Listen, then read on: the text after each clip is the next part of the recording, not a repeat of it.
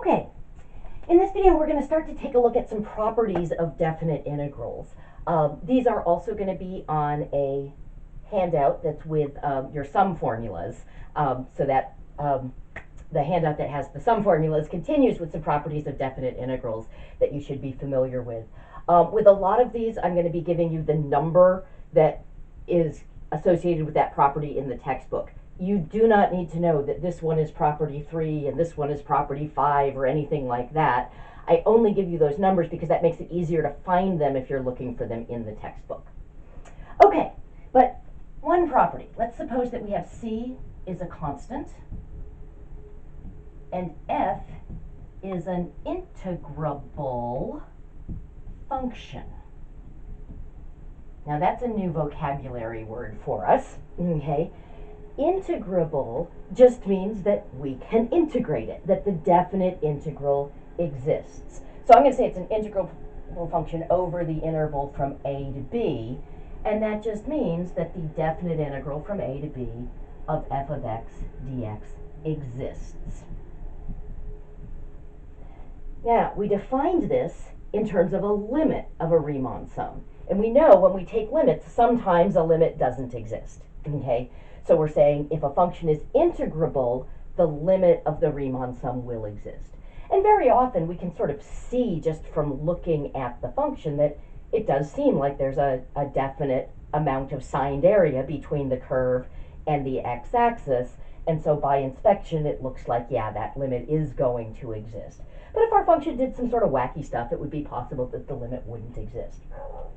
Okay, so if I have the integral from a to b of c times f of x dx, that's just going to equal c times the integral from a to b of f of x dx. So I can factor a constant out.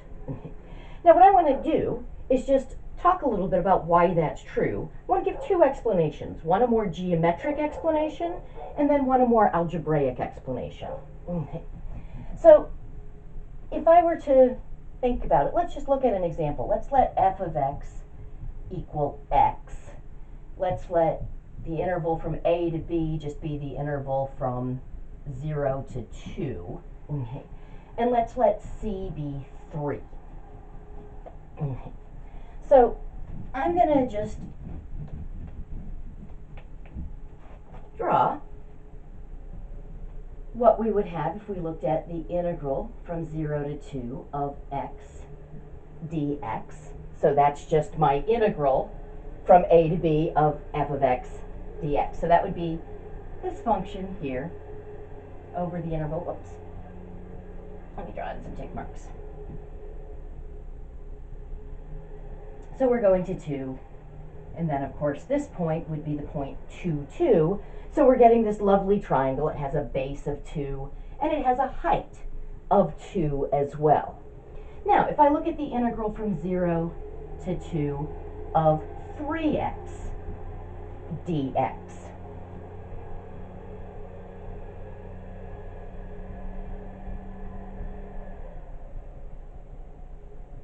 well, what I've done is I've kept the base the same,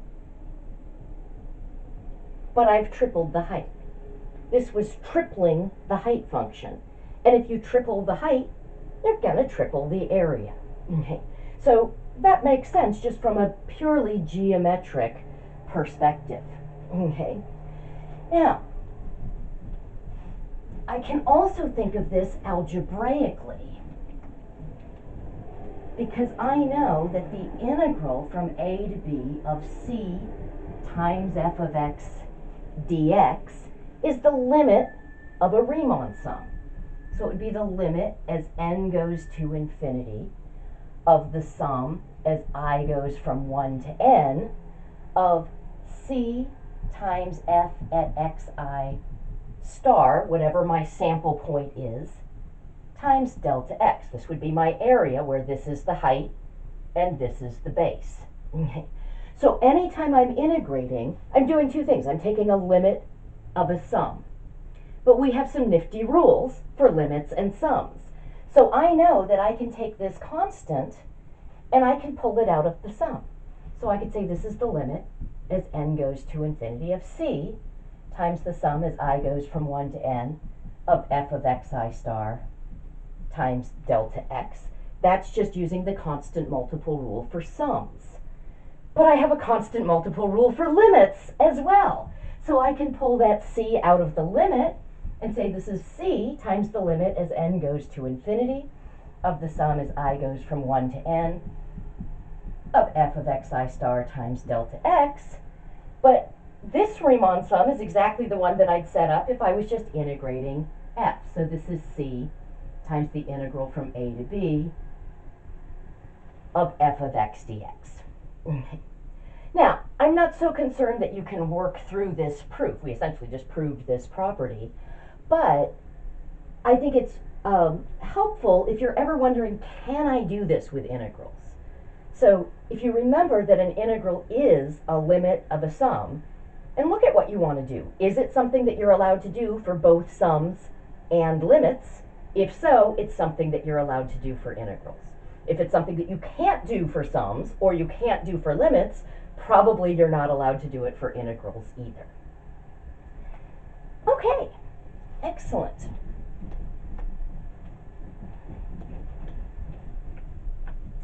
So for the next couple of properties, and these properties right now don't have numbers associated with them, but when they do, I'll give you the numbers.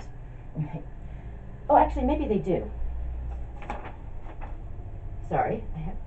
Yes, I believe that was property 2. Sorry. Okay. So now property 3. Okay.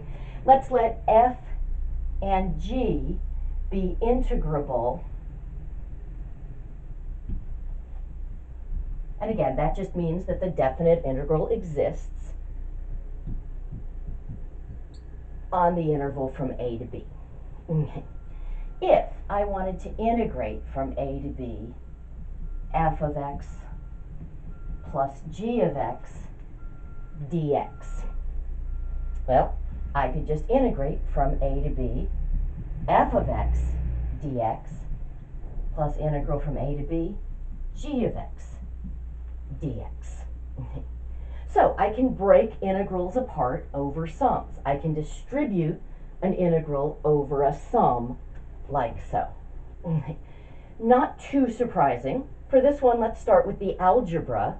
I'm not going to write it all out this time, but if an integral is a limit of a sum, could I do this with sums? If I have a sum and everything I'm adding up has 2 parts, can I add up all the first parts and then add up all the second parts? Yeah, we just learned that rule for sums. We saw that that was just actually the associative and commutative properties that we know and love from arithmetic. Okay. Can I do that with limits? Can I distribute limits over sums? Yes, I can. So because I can do it for both limits and sums, I can do it for integrals, because an integral is just a limit of a sum. Okay, I do also want to take a look at this from a geometric perspective. Let's say I wanted to integrate from 0 to 2, 3 plus the square root of 4 minus x squared dx. Well, according to this rule, I can write that as the integral from 0 to 2 of 3 dx plus the integral from 0 to 2 of the square root of 4 minus x squared dx. Now, what I'm going to do is just draw a picture of the signed areas represented by these integrals. And in this particular case, my function is never negative, so the signed areas are actually going to be geometric areas. Let's start with this side, because I think this is the easier side. Here, my integrand is just a constant function, 3.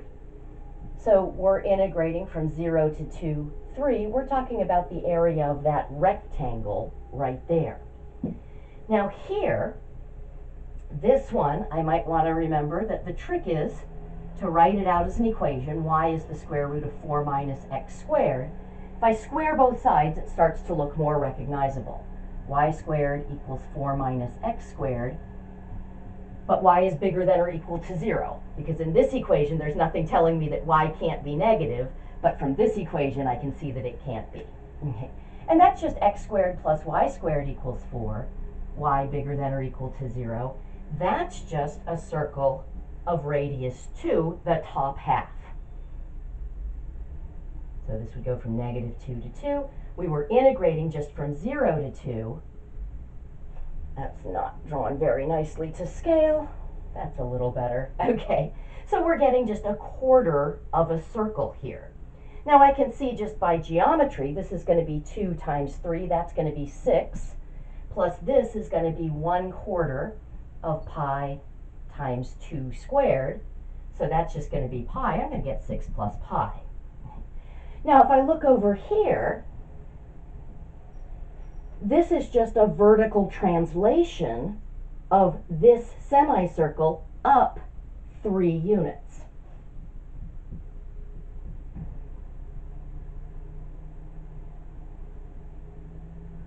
So that's the graph of the function 3 plus root 4 minus x squared. If I was integrating from 0 to 2, I'm just talking about finding this area right here. But I can really see that really is just that rectangle and that quarter of a circle. And this just allows me to calculate those two things separately. All right, excellent.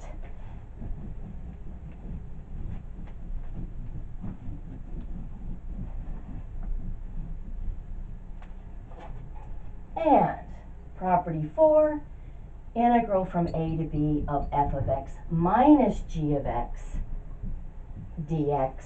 Well, that's just the integral from a to b of f of x minus the integral from a to b of g of x dx.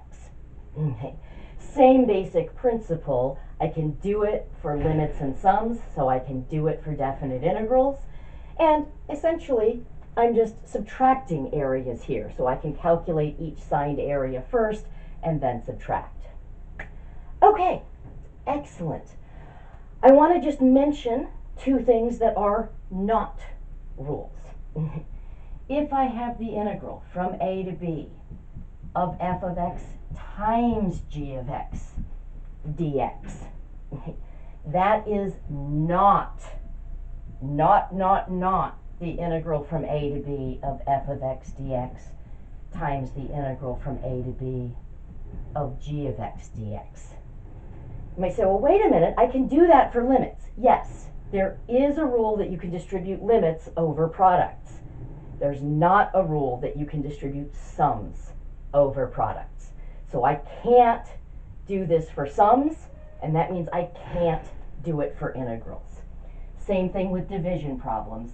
The integral from a to b of f of x over g of x dx is not the integral from a to b of f of x over the integral from a to b of g of x. So integrals do distribute over addition and subtraction. They're nice that way, same way with sums. But sums are more complicated when I'm dealing with multiplication and division, and so are integrals.